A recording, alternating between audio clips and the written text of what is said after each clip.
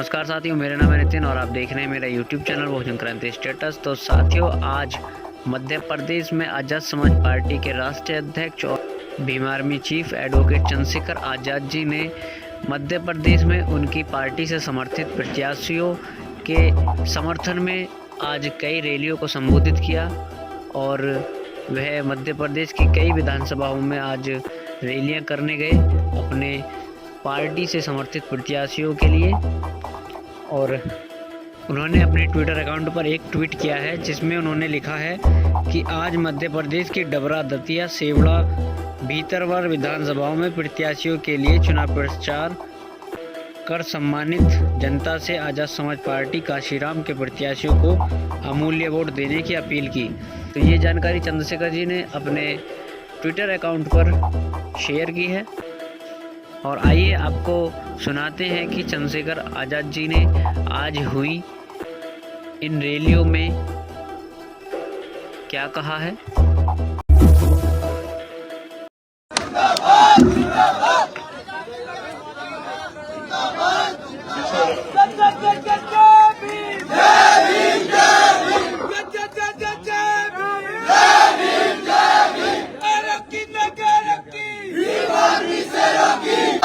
जय भीम। ये नारा बड़ा अच्छा है और एक बार साहब भाषण दे रहे थे, उनके साथी ये नारा लगा रहे थे कि काशीराम संघर्ष करो, हम तुम्हारे साथ। तो साहब ने क्या कहा पलट के बताया तुम्हें? साहब ने कहा अगर तुम लोग साथ हो जाओ तो संघर्ष करने की जरूरत ही खत्म। बहुत बहुत धन्यवाद संचालक महोदय और सबसे ज्यादा धन्यवाद आप सब लोगों। बहुत लंबा समय हो गया आपका इंतजार करते हुए। 1-2 बजे की रैली और 8 बज रहे। मैं आपके इस प्यार, इस विश्वास, इस उम्मीद और जो इच्छा शक्ति आपके अंदर है उसके लिए आपका बहुत बहुत धन्यवाद देता हूं। मैं एक आग्रह आपसे और करूंगा, मैं अपने नौजवान भाइयों से आग्रह करूंगा। ये बार बार लाइट चली जा रही है, मैं देखा आपने इस हर चीज का इंतजाम, इससे ज्यादा रोशनी तो आपकी जिंदगी से चली गई। इस रोशनी का इंतजाम तुम लोग अपने मोबाइल के टॉर्च जला के करो। जितने लोग यहाँ बैठे अपने मोबाइल के टॉर्च जला देते, परमानेंट के लिए रोशनी हो जाएगी। जब तक हमारी बात चलेगी आप देखना बढ़िया सभा होगी, सब लोग इस सभा को याद रखेंगे। अपने मोबाइल की टॉर्च जलाओ और ध्यान हमारी तरफ करो और फिर देखो कितना बढ़िया माहौल बनेगा। आपके भी चेहरे पे रोशनी आ जाए और हमारे चेहरे पे भी रोशनी आ जाए। जल्दी जल्दी जलाओ, फिर स्टार्ट करें बात को। और जो आप पीछे खड़े हैं गाड़ियों के पास, लोग भी जला लो, पता लग जाए कि हमें सुनने वाले कहां तक खड़े हैं। हमारे लोग, हमसे प्यार करने वाले हमारे लोग कहां तक खड़े हैं ये भी पता लग जाए। और आप, क्योंकि समय काफी हो गया, तो मैं आपसे अनुरोध करूंगा कि लाइट जला के रखें और अपना ध्यान मेरी तरफ करें। समय समय पे भारत की धरती पर जन्मे सभी संतों, गुरुओं, महापुरुषों को नमन करता हूं। महामानव तथागत बुद्ध से लेके संत शिरोमणि सतगुरु रविदास जी महाराज, भगवान वाल्मीकि महाराज, गुरु नानक देव, संत कबीर जी को नमन करता हूं। गुरु घासीदास जी को, नारायण जी को नमन करता हूं। संत गाडगे जी महाराज को नमन करता हूं। राष्ट्रपिता ज्योतिबा फूले, छत्रपति साहू जी महाराज, डॉक्टर बाबा साहब अम्बेडकर, पेरियर रामास्वामी नायकर, पेरियर यादव, बाबू जगदेव प्रसाद कुशवाहा, जननायक कपूरी ठाकुर, मान्यवर दीना भाना वाल्मीकि साहब और मान्यवर काशीराम साहब को नमन करता हूं। महामना रामसिंह वर्मा जी को नमन करता हूं।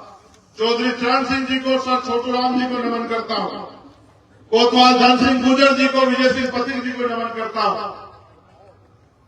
और नमन करता हूं इस देश के हजारों, लाखों, करोड़ों शोषितों, वंचितों को, जिन्होंने इस देश में तमाम तरह के अन्याय अत्याचार सहे लेकिन अपने देश के साथ खड़े रहे और हमेशा अपने देश को आगे बढ़ाने का प्रयास किया। आज मध्य प्रदेश में इस चुनावी सभा में जो सेवड़ा विधानसभा में है, इस मंच पर उपस्थित हमारी पार्टी के लोकप्रिय दमदार प्रत्याशी भाई दामोदर यादव जी, जिनका आज जन्मदिन भी है, और उन्होंने मुझसे कहा सुबह जब मैंने इनको जन्मदिन की बधाई दी, कहा कि मैं तो जन्मदिन भाई 3 दिसंबर को मनाऊंगा जिस दिन आपका जन्मदिन होता।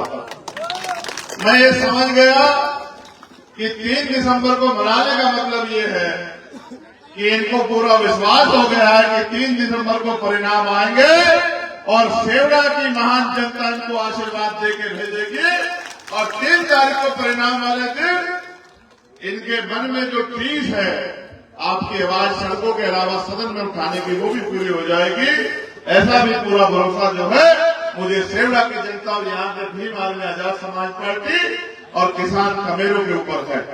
यहाँ इस मंच पर उपस्थित हमारे भीम आर्मी के राष्ट्रीय महासचिव, हमारे मध्य प्रदेश के प्रदेश के अध्यक्ष भीम आर्मी के सुनील बैरड़िया जी और संभाग मंडल जिले के नेता और मेरे साथ चल के आए मेरे भाई, और यहाँ पिछड़े कमजोरों दलितों मजलूमों की आवाज उठा रहे और तमाम तरह से अपनी जान को जोखिम में डाल के आपकी लड़ाई लड़ रहे, आपके स्वाभिमान सम्मान की रक्षा कर रहे भाई रविंद्र भाटी जी का भी, और उनके साथ आए हमारे प्रदेश कोर कमेटी के मेंबर, राष्ट्रीय कोर कमेटी के मेंबर भाई अमित कसाना जी का भी धन्यवाद करता हूं।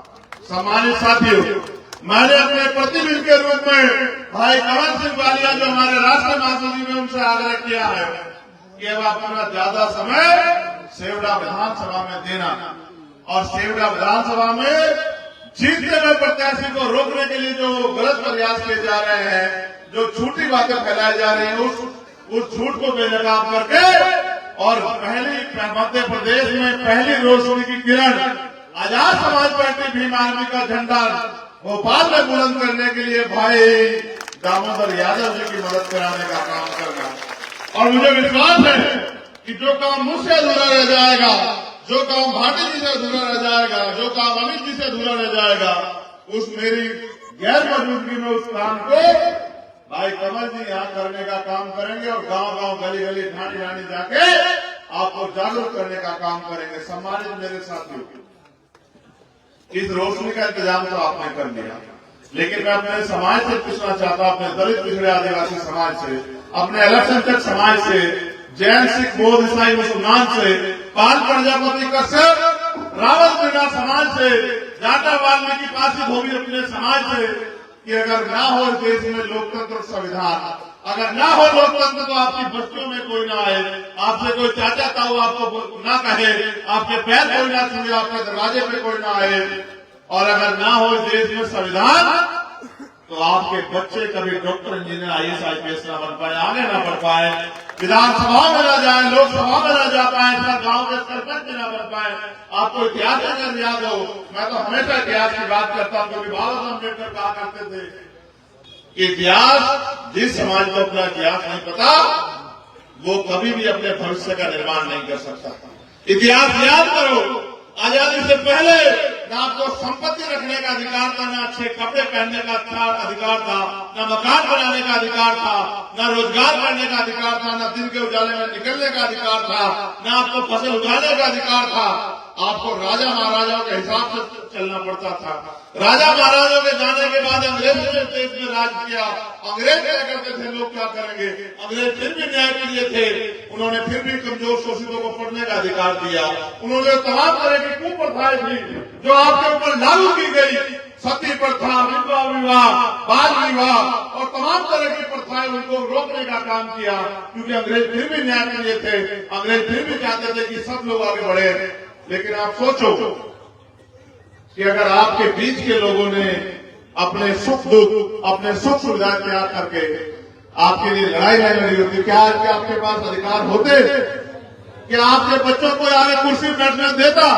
जहां आज भी इतना छुआछूत भेदभाव हो, धर्म के नाम पे दाढ़ी पकड़ के, बाल पकड़ के मुसलमानों को मारा पीटा जाता हो, जाति के नाम पे घोड़ी पे बैठने पे, मूछे रखने पे, मटकी से पानी पीने पे लोगों की हत्याएं की जाती हो, जहां आज भी किसानों को 10,000 15,000 के कर्जे पे जेल भेजा जाता हो, किसानों को सुसाइड करना पड़ता हो। आप सोचो उस देश में आजादी कैसी आजादी है, जहां अमीरों के करोड़ों करोड़ रुपए माफ कर देती है सरकार, जहां उद्योगपतियों को 1-1 रुपए लीज पे जमीन देती है और उसी जमीन पे अगर 10,000 का कर्ज किसान ले ले तो उस किसान को लाठियों से पीट के जेल में बंद करने का काम करती है। आप सोचो आजादी कैसी है?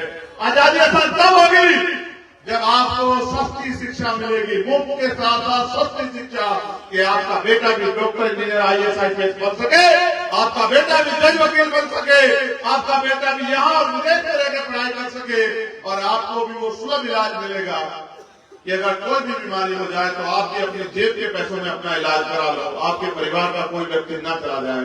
मैं तो बहुत कड़वे शब्दों में कहता हूँ, ये वो महीना है जिसमें मेरे पिताजी का जन्मदिन आ रहा है और इस महीने में भी आने वाली 13 तारीख को मेरे पिताजी का जन्मदिन है और मैं वो अभागा बेटा हूँ जिसने पैसा न होने के कारण अपने पिता के, जिसके पिता ने उसके हाथों में दम तोड़ दिया।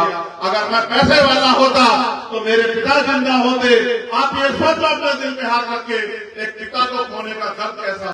बहुजन समाज से जुड़ी ऐसी ही खबर पाने के लिए वीडियो को लाइक, कमेंट, शेयर और चैनल को सब्सक्राइब जरूर कर लें और बेल आइकन दबाना ना भूलें ताकि आपको नोटिफिकेशन मिल सके।